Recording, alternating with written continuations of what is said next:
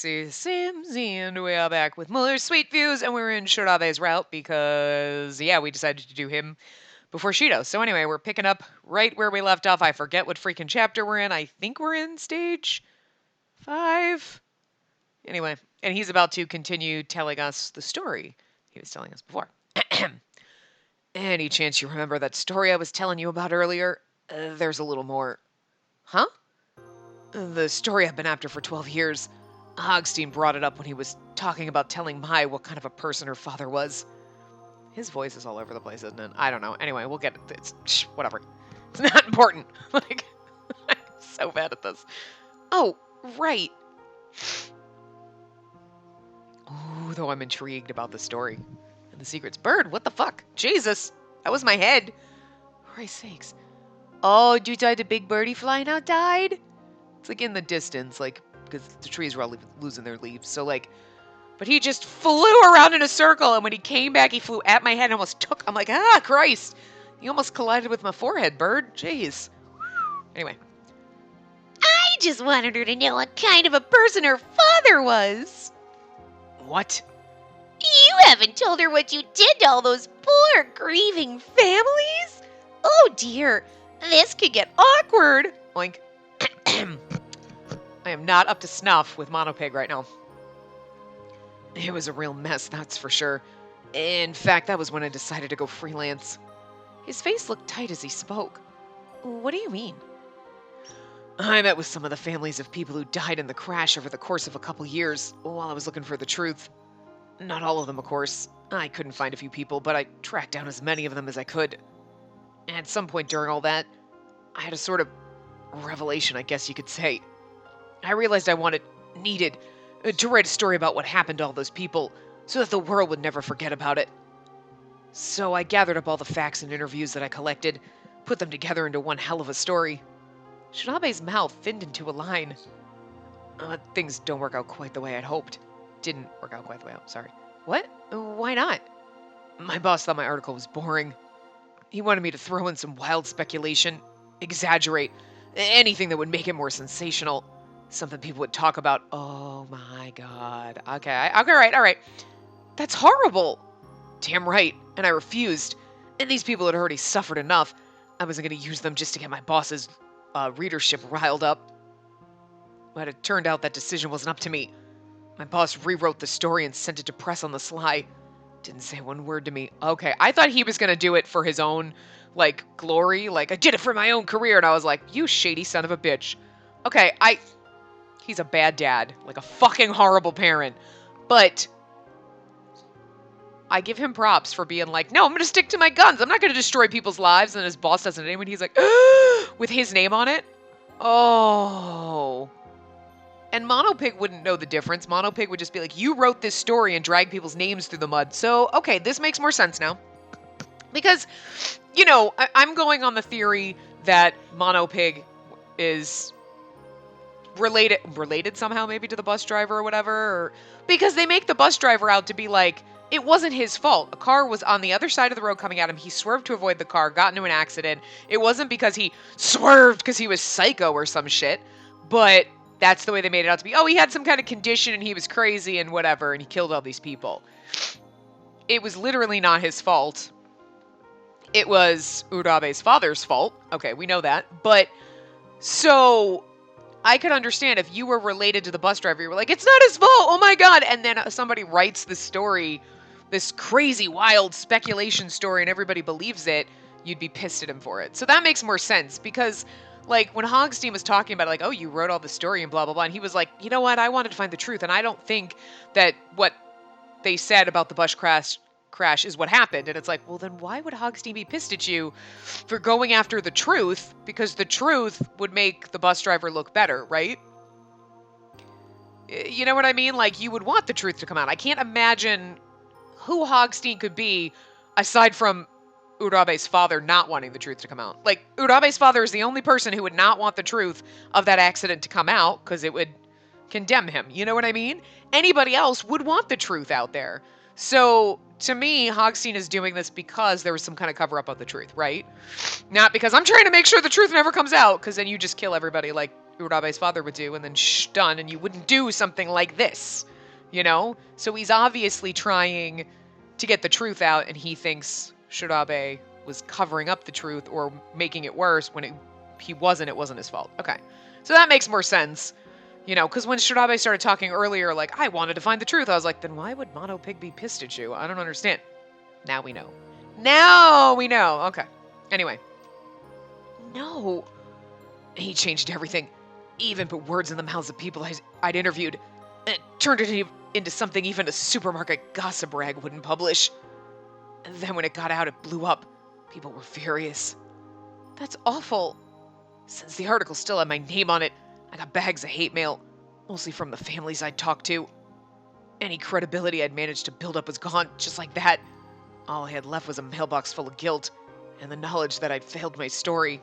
Okay, I kind of feel bad for him right now. Like, oh my god, like, you wanted to get the truth out, and somebody lied with your name on it, and you have no way to be like, I didn't actually write that story, this is the one I wrote, and they changed it. Because your boss is like, nothing to do with that. Because he doesn't want to get the hate, you know what I mean? Like, now he's seen, he's like, nope, not dealing with that. I got my money, I don't need to deal with your problems. Your problems, buddy. And you're like, you caused them! Shit! That's why you became a freelancer? Yeah. Couldn't go back to the weasels who'd corrupted my words, but I couldn't let go of my passion for journalism either. Wow. I had no idea. Sorry, little lady. I kind of went off on a tangent there. It must be the adrenaline wearing off. I hope I didn't bore you too much. From his reaction, the look on my face must have been kind of strange. Oh, okay. No, okay. I was like, where are we in the guide? Okay, yeah, so. No, it was cool to learn about you. Well, maybe a little bit. That's so rude. No. It wasn't boring at all. In fact, I'm glad you told me. I like knowing more about you. I have no idea what that noise was, Birdie, either. Because I was talking. That's so. Yeah. Well, I admit I'm a little surprised you actually thought it was interesting. Can you blame me? You're a mystery. Listening to your story was like reading a really good book. I'm kind of hoping you'll tell me more. Are you pulling my leg? Although I guess I've never really told anyone about this stuff before. There's a problem to this. She, 18-year-old girl, is like, no, I'm so intrigued by you. And he's like, oh, really? Okay, now I want to sleep with you. Like, dude, there was no way that this is still... You know, for a moment, I was actually like, okay, he's not a terrible character. Like, he's not my favorite at all. But, like, okay, his story's kind of interesting. Like, all right. And now he's like, oh, yeah, you want to hear more? And I'm like, now we went back into shady territory. It's just going to be shady no matter what. But anyway, I have to admit, it feels pretty nice to finally get it off my chest. If he didn't have a daughter... and he wasn't talking about 12 years ago, then, like, I might, like, it wouldn't be so bad. Like, you could just be like, yeah, sure, maybe the game wrote him to be, like, 30, but I could just pretend he's 22. But, like, again, even if you were 18 when you were writing the story, what were you doing? Writing it in high school? You weren't. You had to have been at least 18 years old. At least. And I'm being generous here. You were probably fucking 20 when you were probably like early 30s, and that makes it even creepy. Like, the more we get it, the more we think about it logically, the creepier it gets, the age difference here. That's good to hear. I was like, you were a legal adult and you were like, I'm going to date that 6-year-old over there someday when she grows up. Creepy! I mean, good thing you didn't know her at the time, but, like, still creepy. Oh, that reminds me. What? Something wrong? Yeah, I told you to stop apologizing. Oh. Yeah, I guess you did. Sorry, He smacked his forehead and couldn't help but grin. Oh, now he's being flustered by a teenage girl. No more apologies from either of us, okay? We don't have anything to apologize for. You're right. He scratched at his head and coughed awkwardly. Well, we should probably be getting a move on. He climbed to his feet on his own, but still looked a little unsteady. Are you gonna be okay? I'd better. Mai's waiting for me. I nodded and we headed for the next room. If, like, she was, like, in college, then I could just pretend she was older and it'd be okay. Like, they'd be like, she's, like, 19, 20, and you'd be like, I'm just gonna pretend she's like 24 and is like still like, you know what I mean? Like, she's going for a doctorate and she's 28. Like, she's trying to get her medical license, so she's got to take lots of extra classes. I'm like, it wouldn't be weird, but I know she's in high school, and I'm just like, she's 18. I think she said she was 18 in one of the other ones, so that it wasn't like, she's in high school, she's 16, you fucking pervert. Even if she was only 17 in high school, still fucking creepy. 18 is like, okay, she's a legal adult, but it's still fucking creepy. But it's like, but you know there's gonna be, but like, she's a legal adult. Her brain is still not fully developed until you're 25. I mean, dude. I have dated people under 20. That sounds gross. I had a boyfriend who was like 23, and I was over 25. But it's still, and that's like, but it's still weird because you're like, you realize you're like, no, people are, no offense, you're still a little immature when you're in your early 20s. Like, you think you know everything, and then you hit your 30s, and you're like, I was fucking stupid, I know everything. And then you hit your 40s, and you're like, 30-year-olds are idiots. And then you hit your, it's the same. It's just like, I mean, we've talked about this before. It's like, there's that cycle of you're like, wow, when you're 25, you're like, I was really fucking stupid when I was 20. I thought I was so fucking smart, I was so fucking dumb. And then when you're 30, you're like, 25-year-old me was an idiot. It's like, I right now think I'm still an idiot. Like, I'm like, I look at all the people my age and I'm like, really? You seem so fucking old. I'm not that old, am I? I don't look that old, do I? I don't want to look as old as you. It's really weird when you like realize all the people that you work with who are like soccer moms and shit are like not that much older than you, and you're like, oh, I really is like 10 to 15 years older than me, and you're like 3. Ah, what the fuck? I'm definitely not mature for my age. I'm definitely not at all. They're like, so we took so-and-so to practice, and then we did this, and then we went to Costco, and you're like, I played video games all day. Like, for the weekend.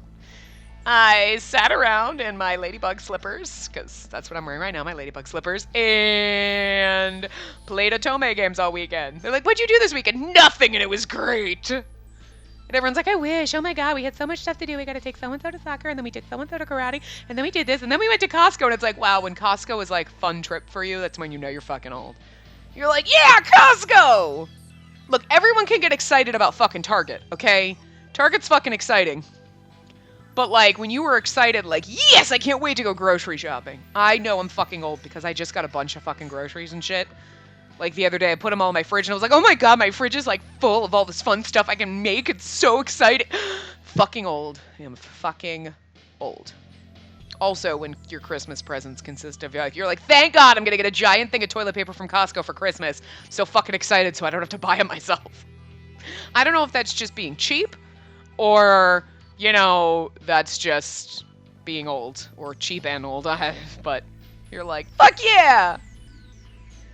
Like, you used to do that when you were a kid, didn't you? Your parents would be like, look, kitchen towels, or like, oh, look, a vacuum cleaner, or oh, look, whatever. And you were like, oh, being old sucks. You got towel? You got an oven mitt for Christmas? That sucks.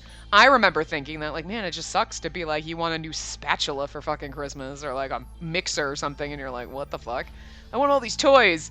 And now, as an adult, I think my niece last Christmas was like, that's sad, because I got toilet paper and I was really excited. And I was like, shit, wait till you have to buy toilet paper. You're like, I don't want to spend that much money on toilet paper. I'd rather be able to, like, save that and order a pizza someday. Like, I don't want to buy toilet paper, but I need it. So you're like, Christmas, somebody get me a giant thing of, like, 700 rolls from Costco that barely will fit in my fucking car, because fuck yeah. And then you're like, yeah, I don't have to buy toilet paper for months. If it was 700 rolls, it'd be years, but it's never that much. You're like, no, seriously, I want it all. Like, and tissues, so I don't have to buy tissues. I go through a lot of tissues, and I don't have to buy them either. You're like, I'm running out of Tide. Can someone get me some? Like, my Christmas list literally is toilet paper, tissues, maybe some dishwashing detergent, new Tide pod, like, or dishwashing pods for my dishwasher, because those are expensive and I don't want to buy them, but you got to wash your dishes. But I like the little pods. They work better for some reason when I had them than the liquid. I don't know why. Maybe my dishwasher is just getting suckish. But when I had the pods, they worked well. With the liquid, it doesn't. I don't know. It's just, So, but I don't want to buy them. They're expensive. So I want someone else to buy them for me. So, Christmas. Anyway, that was a lot of rambling for nothing. But this is what we do here. Anyway, their age difference is creepy. That's the whole point. Oh, God. Tangents. On the other side of the door in the back of the arena was a room covered in lavish decorations. In the back of it was a throne, in front of which was a stone with a large sword stuck in it. On the throne was Mai. Mai! Mai! We ran up to her. Hi! She grinned when she noticed us. Are you okay? Did Hogstein do anything to you? Hogstein?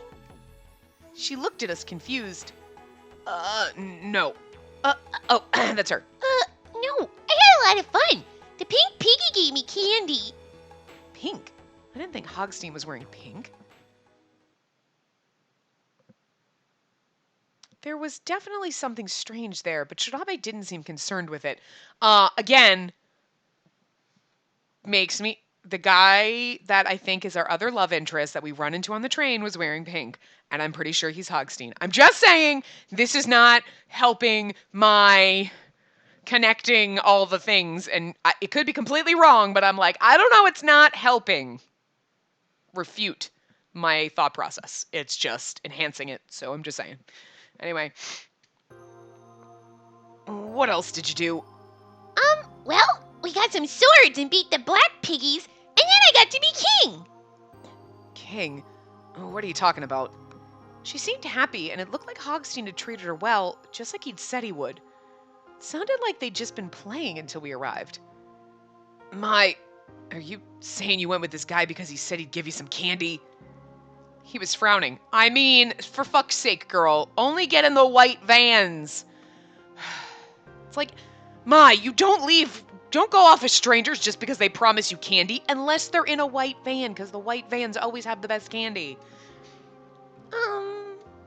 My smile had started to waver, and she looked over at me, then back at Shirabe.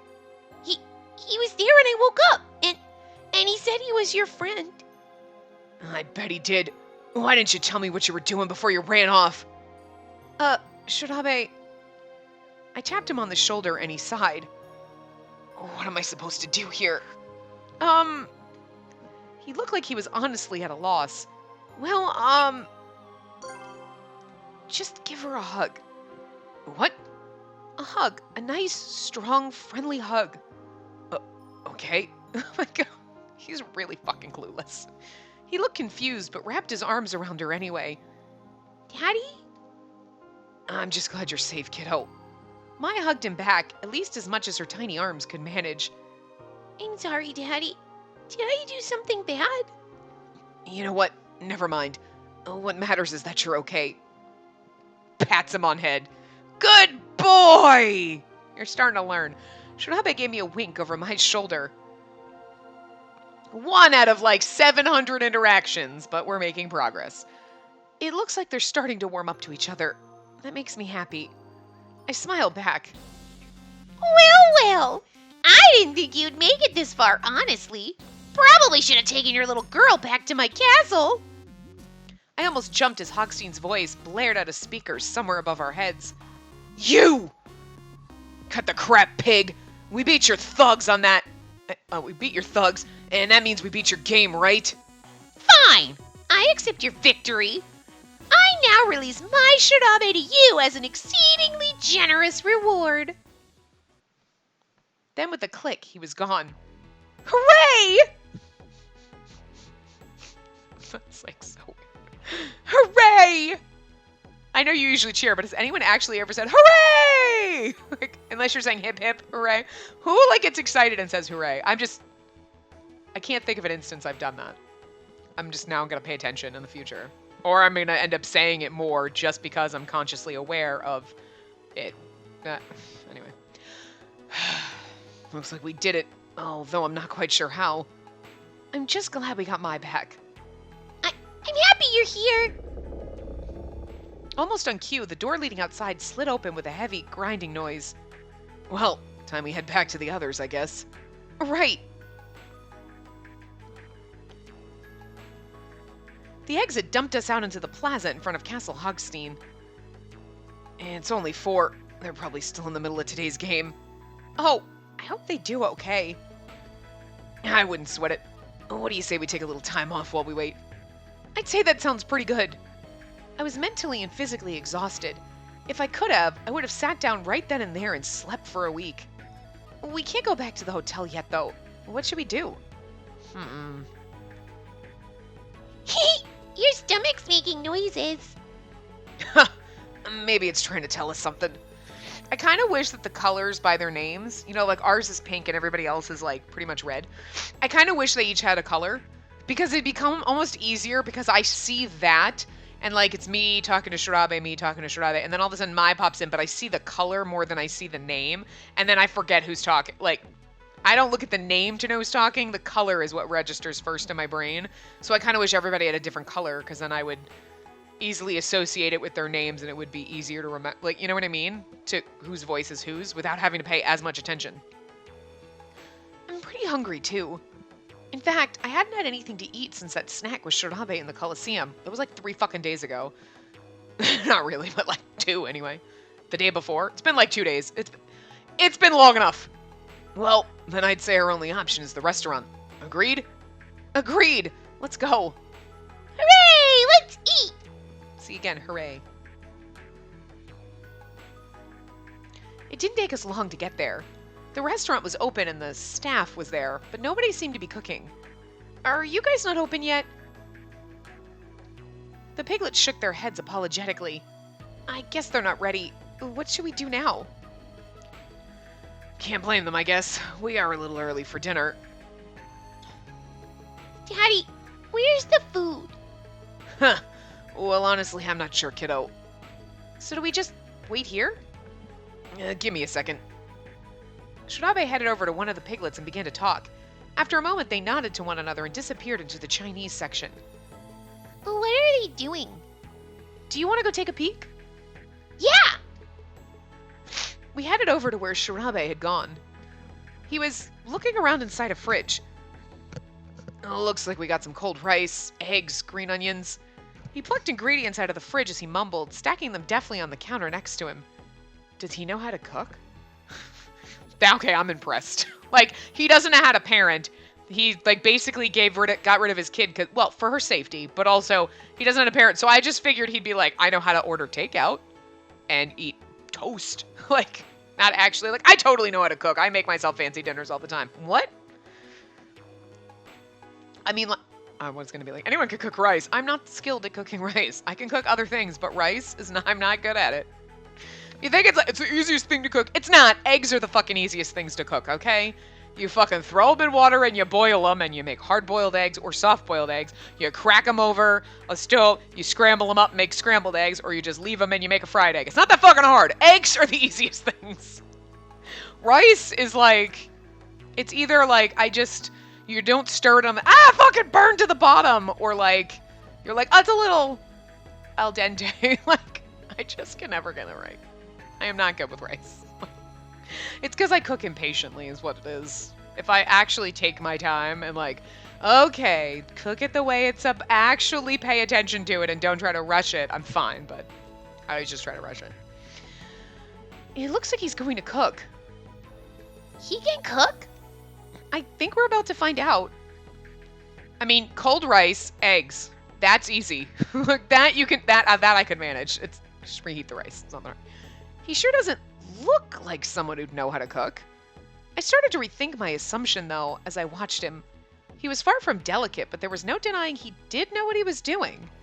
Before long, a delicious aroma started to waft out of the wok he was cooking in. Whoa! That smells really good! Yeah, it does, doesn't it? Well, let's go wait for him back at the table. Okay! Really? The pigs couldn't do this for us? We were chatting away at the table when Shirabe appeared about 10 minutes later with several large steaming bowls. Bon appetit, ladies. He dropped a mountainous plate of fried rice onto the table, followed by a bowl of hearty soup. Oh my gosh, this looks delicious.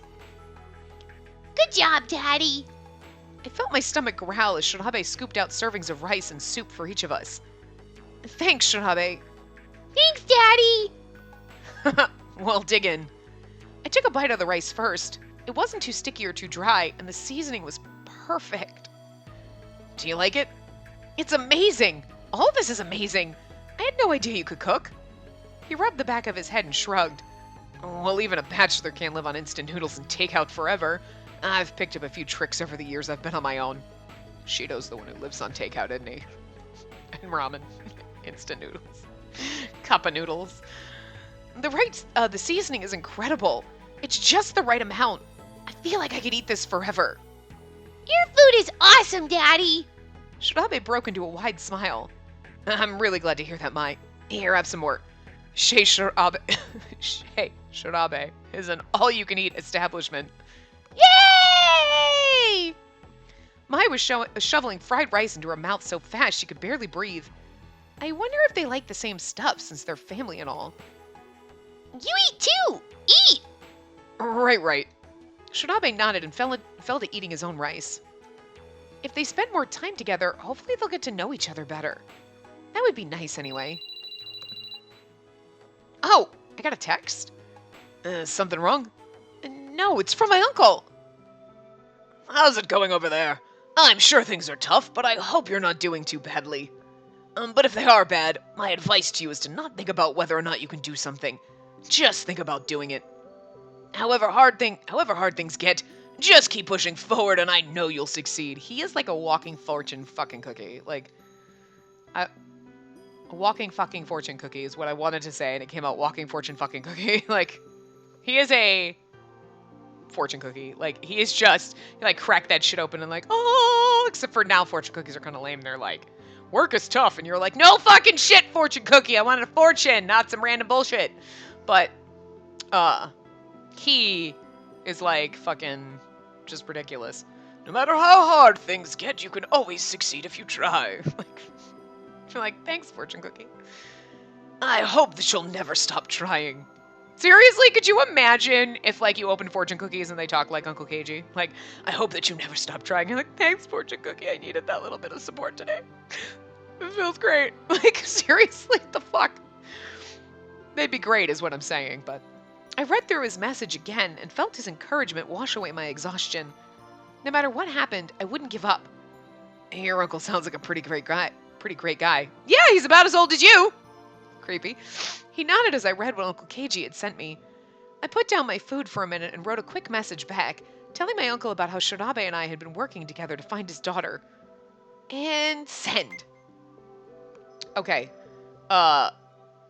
Shirabe's probably a little bit younger than our uncle, but not by much. Oh man, I kind of said some really nice things about Shirabe, didn't I? And our uncle's totally going to accept this and just think it's the greatest thing ever that we're dating someone almost his age. But then again, he was totally cool. Let's go pick your boyfriend up from prison. So, I mean, our uncle is, you know, kind of not the best judge of character, I think. But anyway, something up? Oh, no, nothing. Shouldn't the game have ended by now? Yeah. I wonder how they're doing. Then the restaurant's door opened. You're back! It was the rest of our companions, all right. But when I saw they were carrying Urabe, I stopped short. Oh, God. They weren't supposed to kill him in that one. Urabe! He was soaking wet and appeared to be unconscious. No, we were in the one that they were going to kill him in. Okay, so this is different. What? We've never done the day 5 one. Okay, well, in this one again. No, well, so day 4 was the Midnight OX. Day 5 should have been in the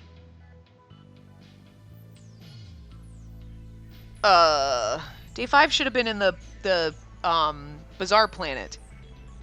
So they should have been in Bizarre Planet. So what the fuck is all wet in there? The fish tanks. See, they put him in that giant fish tank in the middle. I told you that was something weird. I don't know. Whoa, are you guys okay? They seem just as surprised to see us. How did you get all these bruises? He's examining me, and I'm like, I'm not dating you yet. Yet. Wink, wink. I'm like, you look awful. Hogstein set up another game just for us. We managed to beat it and get my back, but it wasn't exactly a walk in the park. Sorry about that. I had to stop for a second because there was knocking on my door. It's an Amazon package because I leave notes on my Amazon things like drop it by the office, like put it in the lockers.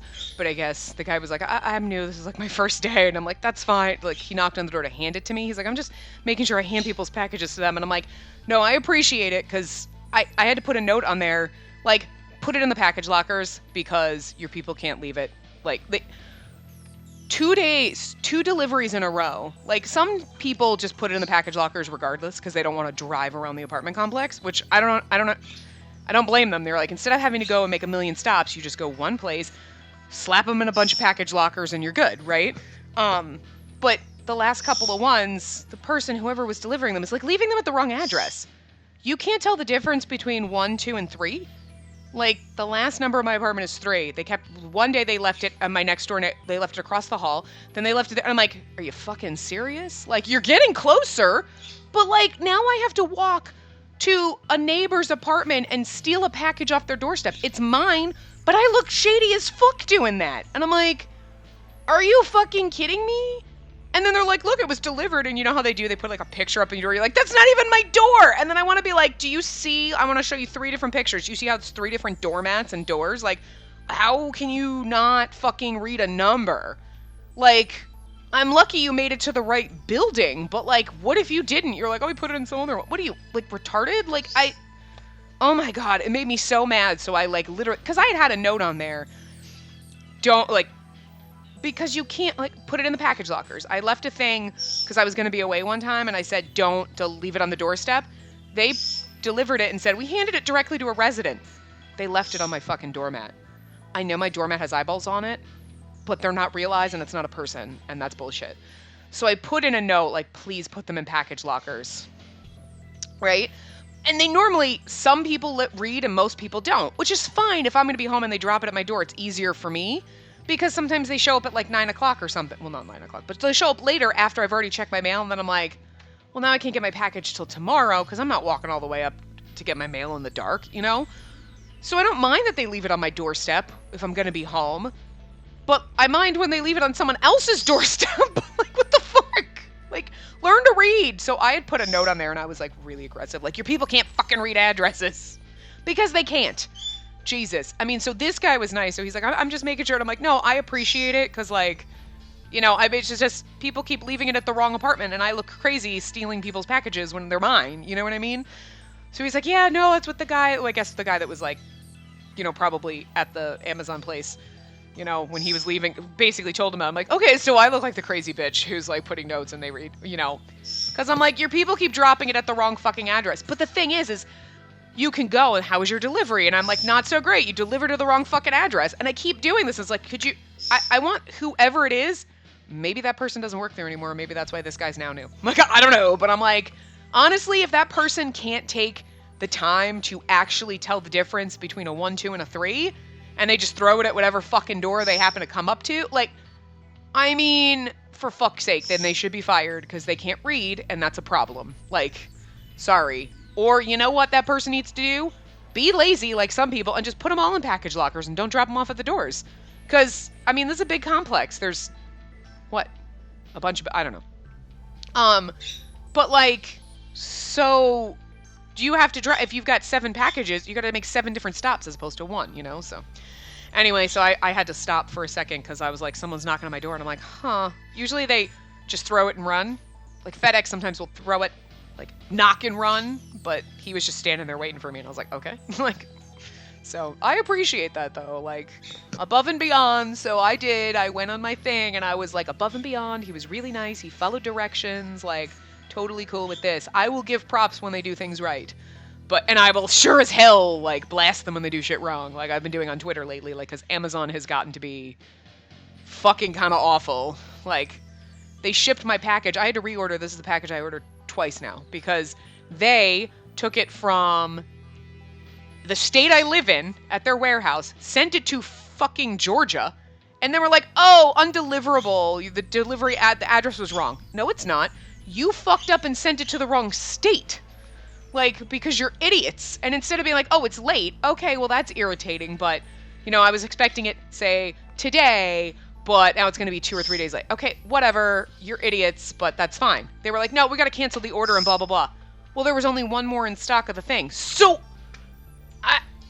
oh, well, you'll get a refund in 3 to 5 days. No, go fuck yourselves. You fuck up. You're holding my money hostage, and I can't reorder, and it might be out of stock. I reordered anyway because it was only $20, so I was like, whatever. But I'm like, what if I was, like, short on cash, or it was a big order, or I didn't have the money, And it was something I need. Like, you fucked up. Just send it to me. It'll take a couple extra days. But, like, I don't know, give me, like, a credit for something. Like, oh, you know, here's a $2 credit on your account because we're assholes and we're stupid and we sent it across state lines when it didn't need to be. Like, what the fuck? Like, oh my god, they're idiots. So I'm like, I'm just not having a good time with Amazon lately. Like, just really not. Like, they're getting really fucking shoddy. Like, really fucking shoddy. Like, but this guy was nice, so I appreciate that. So props to this guy. He's cool. And so is the guy who keeps putting in package lockers following my actual directions, despite the fact that I'm like, as long as you actually bring it to the right address, I don't give a shit if you put it in the package locker. I just want you to, like, I want to put a note and be like, if you can't deliver it to the right address, could you please put it in a package locker? Because I'm kind of tired of stealing packages off my neighbor's doorsteps that are mine. Like, because I look like a crazy bitch. But this whole part has been me rambling about random shit. But whatever. Welcome to my life and welcome to this. If you are new here, this is what we do. Get used to it. If you're new here, you should have known that before we got to this part. Anyway, are you saying he took my... It seems like it, but he didn't hurt her or anything. She's fine. That's good and all, but kidnapping a little girl, that's pretty low even for that asshole. I can't wait to romance him. It's gonna be worse than Urabe, isn't it? Anyway, what about you guys? How did you find Urabe? Urabe was the prize, I guess you could say, of the last game we played. It's somewhat similar to yours, I suppose. Bird! Is he okay? He's breathing and his pulse is steady. He should come around in a while, but as you can see, he's soaking wet. Not only that, but his face was very pale, and it looked like he was shivering. If we don't do something, he could catch a cold, or shit, maybe even pneumonia. Can you turn on the heater? Jazz hands! I love you, Jazz hands. I wish we could romance you. I'm just gonna pretend our last guy is actually Jazz hands. And somebody else was pretending to be Hogstein the whole time, but he's really the, like, even if he's Hogstein, he's like, well, I was actually Jazz Hands the whole time. I'm just gonna pretend. That'll make me love, you know what, no. Because I'll probably then be pissed and hate Jazz Hands, and I want to love Jazz Hands. Keep calm and trust Jazz Hands. I need that on a fucking shirt, but everyone will be like, thinking like, you know, when you do Jazz Hands, you know what I mean? Like the actual motion of Jazz Hands, and not Jazz Hands the piglet. Just put a picture of Jazz Hands on it. I'm still making a pin of him. So I'm gonna print out a picture of Jazz Hands and like put it on a pin so I can put it in one of my Eat-A bags. I'm not kidding. The piglet nodded and ran off. A few seconds later, I felt the restaurant begin to warm up. The piglet returned with an armload of towels that he handed off to Akasa. I guess we can dry him off with these? He dumped the towels down on the table in front of him. Damn, you're useful. Oh, Jazz Hands. I know, Jazz Hands is great. The good piglets are Jazz Hands. The bad piglets are not Jazz Hands. The piglet scratched his head in an embarrassed sort of way and scuttled back into the kitchen. We should get him out of these clothes, too.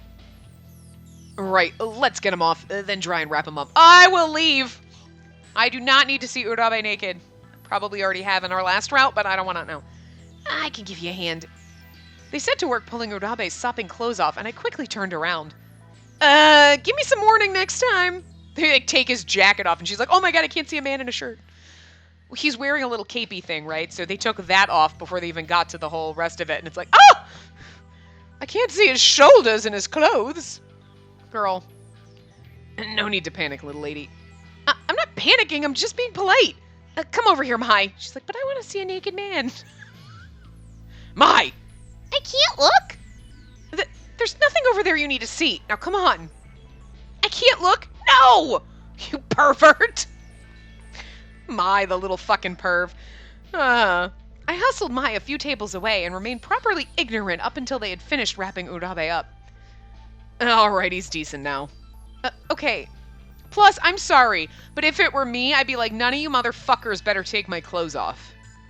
Just in case I just want to point this out right now. I feel like she should be like, and if I am ever soaking wet, shivering, and passed out, you just wrap me up in blankets. You don't touch my fucking clothes, you perverts. Because all of you have been creepy. Like at the end of Urabe's route, like, oh, I mean, I would have been, hey, and they were like, whoa, you fucking pervs. Like, It's only been 7 days. It's not 7 fucking years where you're like hard up and I'm the only woman here. It's 7 days. There are other women outside the park. Chill. I turned around and saw Urabe laid across a couple of chairs, wrapped in numerous towels. He looks like a mummy. He kind of does. You shouldn't say things like that. We still had some time until the hotel arrived, so we decided to stay at the restaurant while Urabe warmed up.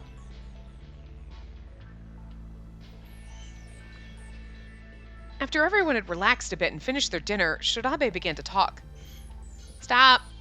I think I told you all that I've been after a particular story for several years now, and I think it's time I explained what it was. Right. I remember you mentioning it, but you didn't give any details.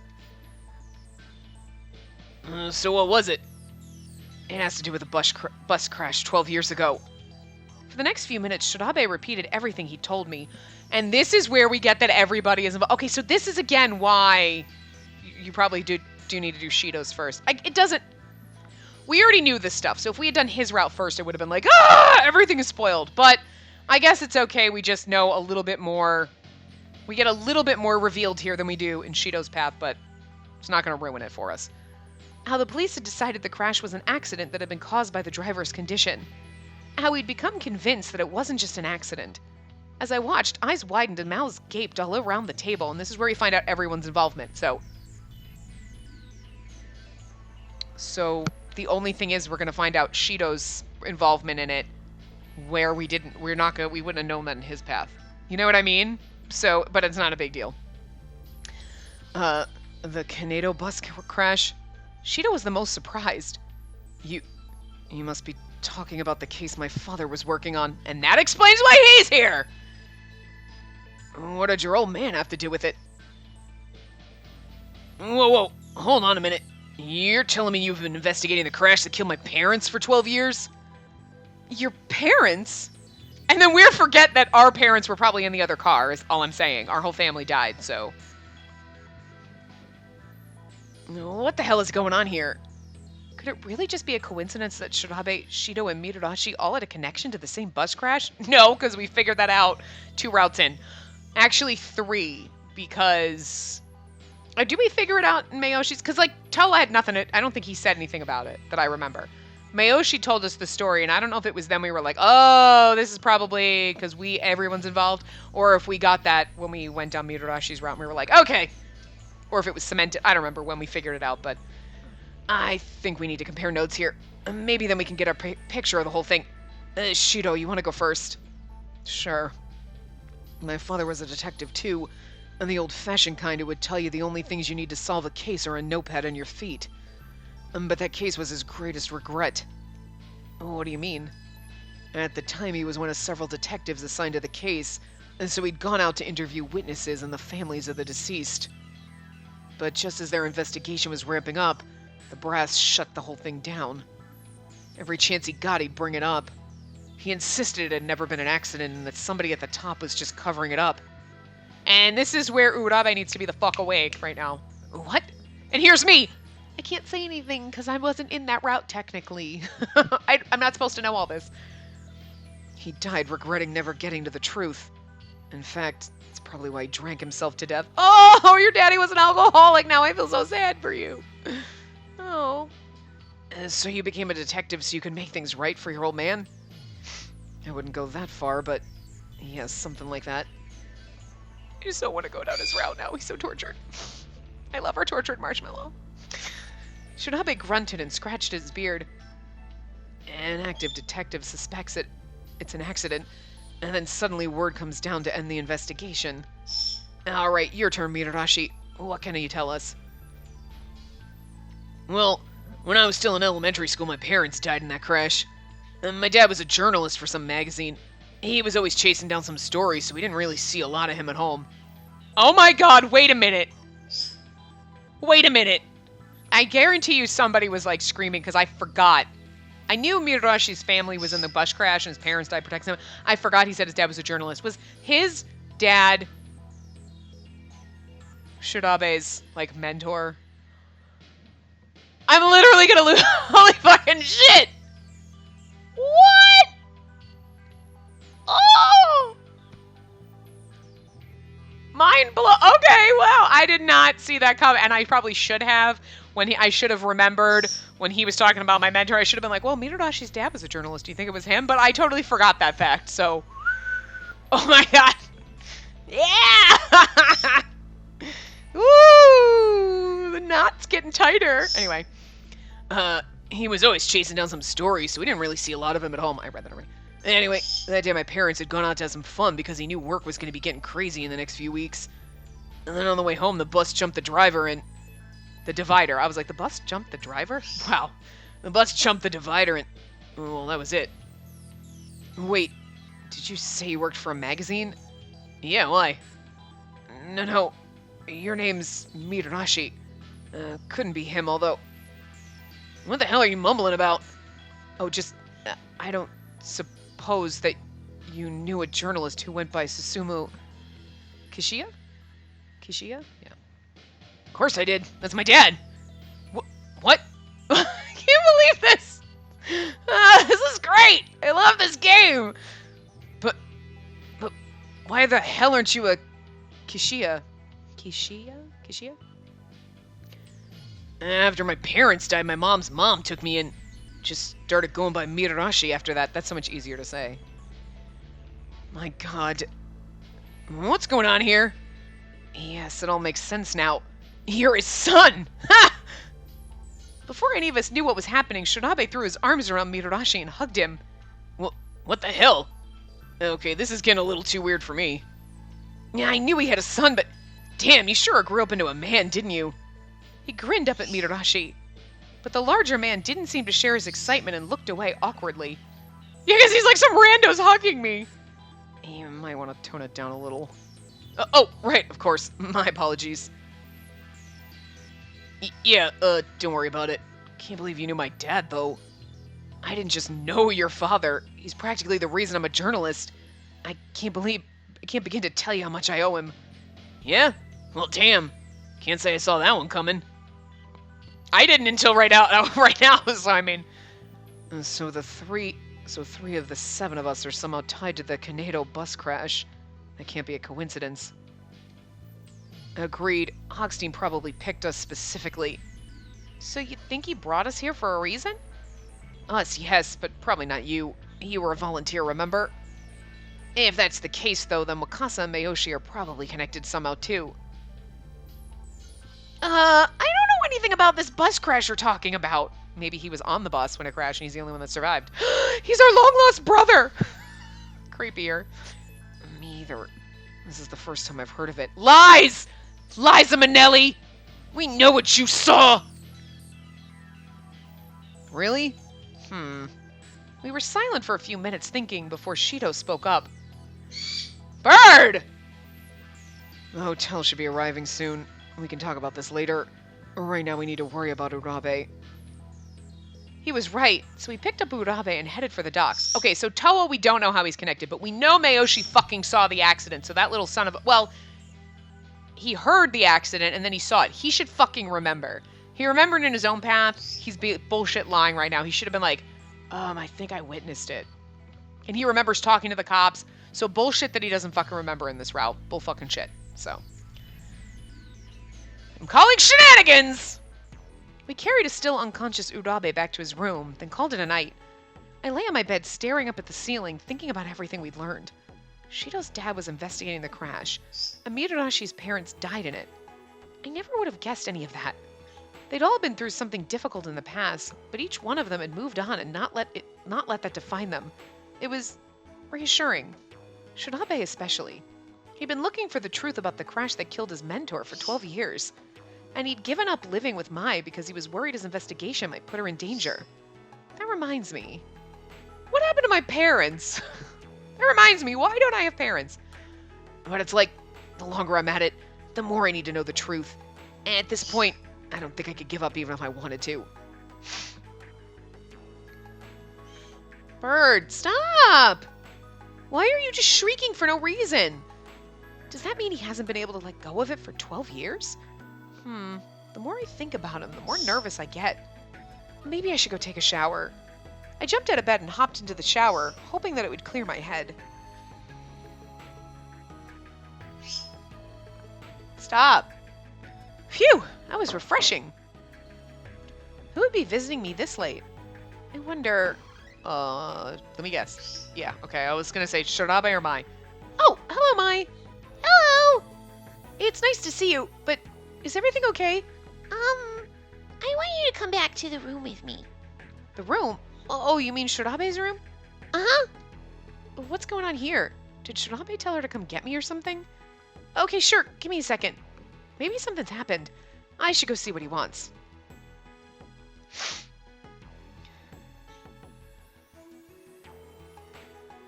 Is something wrong? As soon as I stepped through his door, Shirabe sat up quickly from the bed, a surprised look on his face. Huh? I thought you asked her to come get me. No, I didn't. What? Mai runs and locks the door behind us. Mai? Did you bring her here, Mai? Yeah? What on earth? I wanted to sleep with you guys. What? All three of us in one bed? Shirabe frowned. And, alright, so I guess we have to date now because your daughter wants us to be her parents. I guess. I think you're being a little selfish there, kiddo. You're putting her in a pretty awkward position. Does that mean she can't? Well, that's, Ah, jeez, what should I do? I mean, sleeping with Mai is no big deal, but this would mean sleeping in the same bed as Shirabe. I'm not sure how I feel about that. Although, Mai's gonna be there, so it's not gonna be weird. Yeah, it is. It was a lot to think about. She looks worried. Oh, of course. Why didn't I realize? She hasn't lived with him for years. She must be nervous about staying here with him by herself. Oh, I was literally thinking she's worried about being fucking kidnapped by her mono pig again because I didn't wake up because he, like, lemon gassed me or something. I still felt weird about Mai being in bed with Shirabe, but Mai needed me. Okay, that was enough to make up my mind. All right, Mai, if you really want to.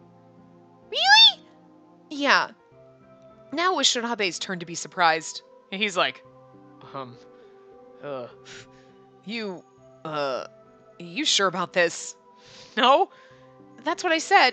Unless you, look, if you want to, then I don't, mind. This is so fucking awkward. Then that's that. Do you want to sleep between us, Mai? That would probably, she's like, no, I want you two to sleep together and I'm going to sleep on the floor. Okay. She grinned, and I felt that whatever my reservations had been, I'd done the right thing. Shirabe cleared his throat and rubbed his forehead, but eventually nodded and gestured for Mai to climb up on the bed. And this is how we get forced into romance with him. It's like, well, I mean, we don't want to disappoint Mai. You guys are gonna get married, right? I guess we have to now. You guys should have another baby. Ah, fuck Mai. You know you have the right to say no to the child. I mean, all right then, let's go to sleep. Yeah. We all lay down. Mai looked at me and grinned. It's like I got a mommy. Ah, fuck! What? I blushed. A mom? She's right. Ah, fuck! Both of them conned me. Oh, it was a con. Urabe just locked me in a cage. I mean, he just locked me in a fish tank room, but whatever. He was just gonna keep me in his basement, and now he, like, conned me with the kid thing. Oh, damn it! You know my weakness, not being able to say no to kids! Actually, Spacey can totally say no to kids. Not this one, obviously, but me, yes, but... Not you too! He coughed and looked around awkwardly. Oh, I didn't mean... it just seemed appropriate given the, flow of the conversation. Oh, okay. Oh, this whole fucking thing is awkward, it hurts. My face must have been bright red, though, because Shirabe still looked uncomfortable. Oh, boy. What's wrong? Mai looked back and forth at us. Oh, nothing. Oh, let's just get some sleep. We've got an early morning tomorrow. Okay. Yes, right, early morning. Shirabe leaned over and flipped the light switch. Good night. Yep, sleep tight. Good night. You were supposed to say don't let the bed bugs bite, Mai. What the fuck? You ruined everything. I feel a little nervous, I guess. I'm not sure if I'm going to be able to get to sleep. The room was silent for a while, although occasionally I could hear Mai or Shirabe move or breathe. Snore. She'd fallen asleep almost immediately. Not surprised, she's had a long day. Hey, I heard Shirabe's voice in the darkness. Yes? Are you... okay, do you think you'll be able to get to sleep? Not if you keep fucking talking to me! Kidding. Yeah, I'm fine. You should get to sleep too. I guess I should, huh? Bird! What? Stop that! That is a gross, disgusting noise. We do not make that. No. There is no reason for that. Stop. You're bad. We have a long day tomorrow. I closed my eyes and, despite my earlier nervousness, was asleep almost immediately. See, now you're playing nice and being cute. Why can't you just do that? Why you gotta make that gross scream noise? I don't like it, and I don't know why you started to do it, but God, I wish you'd grow out of it. You're not in your terrible twos anymore. Stop acting like it. All right. Technically, I think the other part was about 30 minutes when I had to stop to get my thing, and this is about 30 minutes. We're probably a little under time, but I'm going to stop here at chapter 6, and then we'll start stage 6 in the next part just to make it easier because I'm not 100% sure how long we've gone. So anyway, I will see you guys next time. Remember to give the video a big thumbs up and subscribe to see more.